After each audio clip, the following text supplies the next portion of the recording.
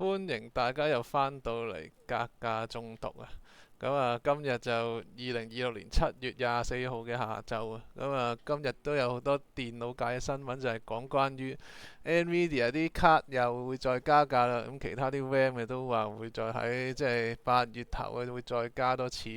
咁啊，趁住依家有啲加價嘅新聞啊，就向大家推薦一下有啲咩抵玩嘅顯示卡啦。咁啊，今日呢就同大家 share 一下，就係大家畫面都睇到嘅，就係呢個 ROG 嘅5080嘅顯示卡啊。咁啊，佢依家呢就賣緊，即係比香港都平幾千蚊。點解同大家推薦呢？因為其實我就耐唔耐都喺德國亞馬遜買顯示卡嘅啦。咁其實德國亞馬遜嗰啲價錢都基本上比香港都係平。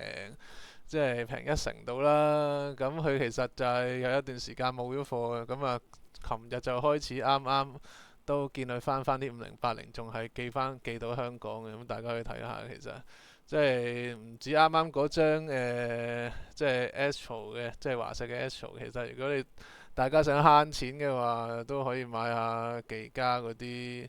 技嘉呢啲其實9000蚊，再連埋運費都即係寄到埋香港都係9500嘅啫。咁我今日就主要就係同大家講下華碩嗰啲，因為華碩都係比較受歡迎嘅牌子啊嘛，同埋佢個同香港嘅差價都係大啲。咁啊，如果即係大家中意 ROG 嘅話，都見到都唔使我多講噶啦。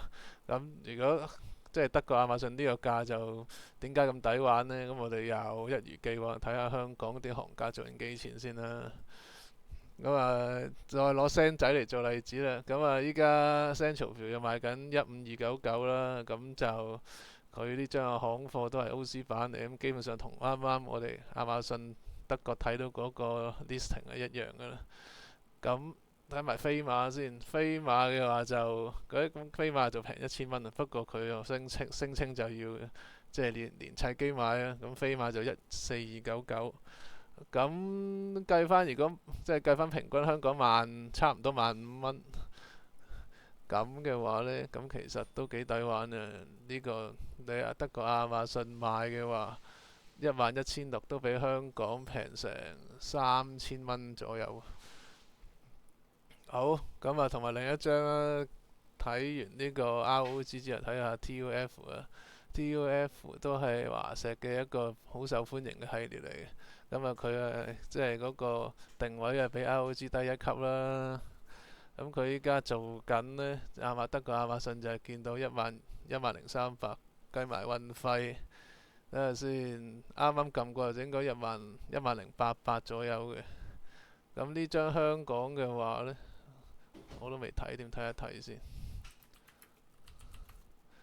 不過都肯定平過香港幾千蚊。哇！哦，唔係 BTF。我喺香港好似冇貨添喎。咁啊，Central 標緊13750啦。咁如果飛馬呢？飛馬呢就13499。不過佢都係聲稱話要限砌機啦。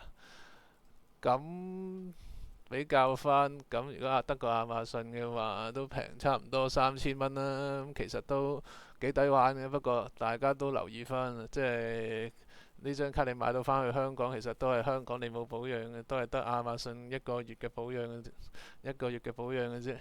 咁即係到時如果有咩頭暈身慶，咁之後你都要攞張卡去，即係攞上大陸整又好，喺香港俾人整又好。咁啊，即係如果即係好怕遲啲有保養，即係會有手尾跟嗰啲呢，或者好驚壞嗰啲呢，咁啊就即係與其擔驚受怕，不如就買翻行貨。即係如果我就自己買開水貨唔驚嗰啲呢，咁啊又可以慳到錢嗰啲人呢，咁就唔怕搏嘅話，就可以照買翻呢啲即係德國亞馬遜買下平3000蚊嘅水貨啦。好啦，咁啊今日嘅分享就到此為止啊。咁啊，如果大家有需要嘅話，都可以跟翻我條即係備註嗰條 link，咁啊可以跟住條 link 去德國亞馬遜度買到呢幾張5080嘅顯示卡嘅。好，今日分享係咁多，再見。